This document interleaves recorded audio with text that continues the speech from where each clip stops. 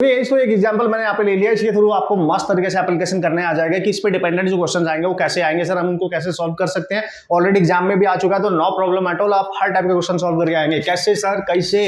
देखो भाई, दिख रहा है तुम्हें यहाँ पे दो वायर दे रखी है, ये वेरी लॉन्ग वायर है दोनों के दोनों।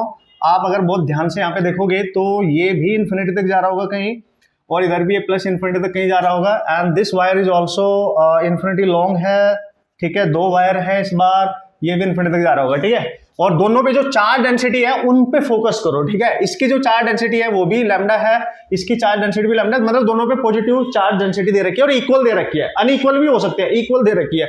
इनके बीच में कहीं पे एक पॉइंट है जिसको माना उसने मिड पॉइंट है, ठीक है, this is the mid point. और इनके बीच की जो डिस्टेंस है सपोज करो वो दे रखी है डी। उसने बोला find the electric field at point A due to both long charged wire, ठीक है, due to both long charged wire, है ना, इन्फिनिटली लॉन्ग है, आप देख सकते हैं। दोनों की वजह से स्पीड बतानी है तो नो प्रॉब्लम, अभी हमने सीख लिया।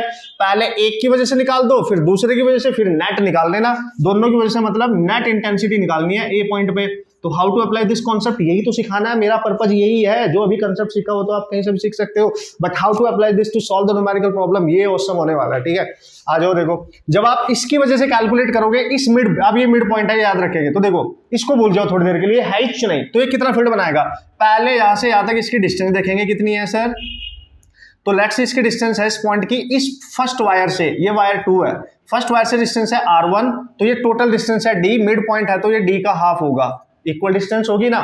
अब इस पे आप पॉजिटिव चार्ज, तो इस पॉइंट पे जो फील्ड आएगा वो इधर को आएगा, तो कितना आएगा सर, E1। बढ़िया है सर, तो E1 होगा कितना सर, अभी पढ़ा है, किसी लॉन्ग वायर की वजह से उससे कुछ डिस्टेंस अवे, कोई भी डिस्टेंस होगी, जो फील्ड होता था lambda upon 2 pi epsilon not into r होता था। तो E1 निकालने तो R1, तो हम लिखेंगे लैम्डा उसकी जो भी है, लैम्डा 1 लिख लो, तो E1 आ गया, लैम्डा 1 दे रखा है, लैम्डा उसकी जो चार्ज डेंसिटी है, तो आप लिखोगे 2 pi epsilon not into R1 के लगा d/2, ये हो गया कैंसिल, तो आप लिखोगे lambda by pi epsilon not. ये आ गया फर्स्ट वायर का electric field at that point, और डायरेक्शन इधर को जाएगी, क्यों, क्योंकि ये प्लस है तो इसको रिपेल करेगा अवे। समझ गए होंगे लॉजिक, ठीक है। अभी एक का आया, हमें तो दोनों की वजह से निकालना है, दोनों की वजह से मतलब उनका रिजल्टेंट निकालना होगा।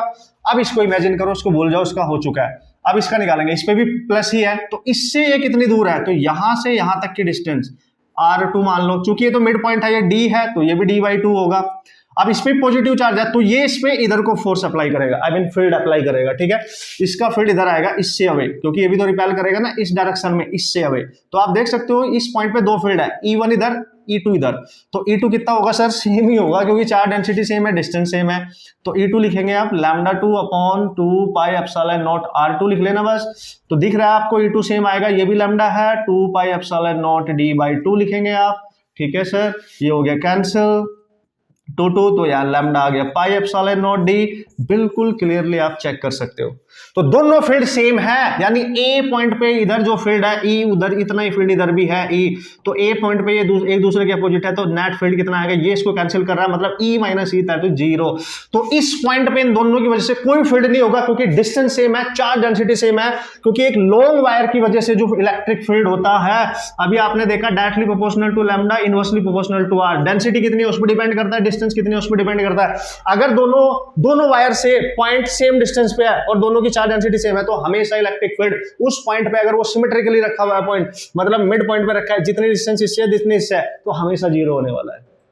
पर तरीका तो पता चल गया ना कैसे करना है सर, हमेशा 0 होने वाला है। आप ध्यान से देख लो एग्जांपल नंबर 1, 3 एग्जांपल मैं यहाँ पे आपको कराने वाला हूँ, तो हर टाइप के क्वेश्चन आप सॉल्व करके फिर आ सकते हैं, कोई पंगा नहीं होगा, मैं बोल रहा हूँ ना आपको, बस देखते रहिए आप, ठीक है। तो so here we go, this is the next question, और एक एग्जांपल मैं लेके और देख लेते हैं कि किस तरीके से अप्लाई करना है, और अच्छी तरीके से आपको अप्लाई करना आ जाएगा।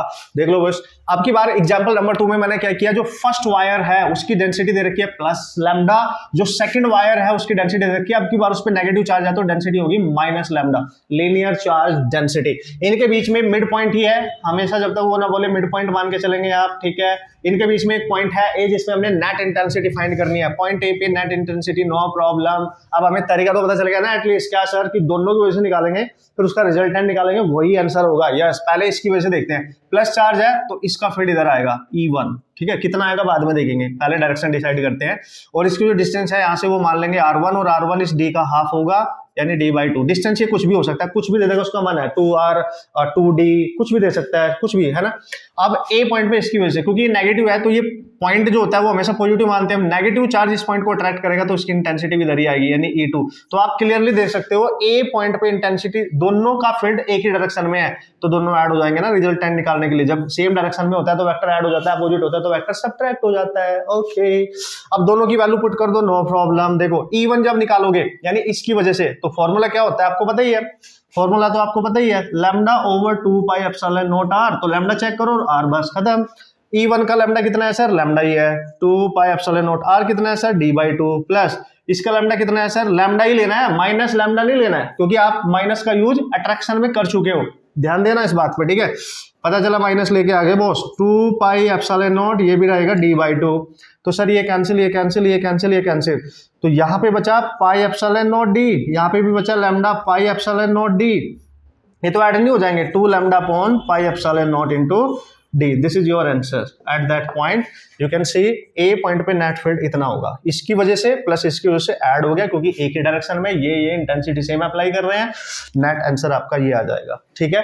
इस तरीके से आप इजिली अब कर सकते हो। अब देखो यहाँ पे एग्जांपल नंबर 3, इस पे चार्ज डेंसिटी है लैम्डा, इस पे है 2 लैम्डा, प्लस प्लस है दोनों। तो ए पॉइंट पी पॉइंट पे नेट इलेक्ट्रिक फील्ड बताओ, पी पॉइंट पे इनकी वजह से, कॉम्बिनेशन की वजह से नेट इलेक्ट्रिक फील्ड बताओ। मिड पॉइंट है, दोनों के बीच की डिस्टेंस d है, खुद सॉल्व करना, मेरे को बताना। अब आप कर सकते हैं, ठीक है, मैं मान रहा हूं अब आप कर सकते हैं, हर कोई कर सकता है अब, ठीक है। अगर आपने सीख लिया अप्लाई करना तो हर कोई कर सकता है। तो सबसे इंपॉर्टेंट है कि डिराइव किया वो अलग बात है, चलो वो तो हर जगह है, बट उसका फॉर्मूले का यूज कैसे करोगे न्यूमेरिकल करने के लिए, सबसे इंपॉर्टेंट ये होने वाला है हमारे लिए, ठीक है। अब दोस्तों वो कैसा भी न्यूमेरिकल दे देगा ना, मतलब डेंसिटी को क्या करेगा, वो चेंज करेगा, प्लस माइनस करेगा, माइनस माइनस प्लस माइनस ऐसे करेगा, उनके अलग अलग वैल्यूज दे देगा, लेकिन सॉल्व करने का तरीका तो यही रहेगा, यही पता होना चाहिए, फॉर्मूला एग्जैक्ट पता होना चाहिए। लैम्डा देखना बस कितना है, डिस्टेंस कितनी है पॉइंट से, बस इतना इंपॉर्टेंट होता है। लॉजिक समझ में आया? Yes sir.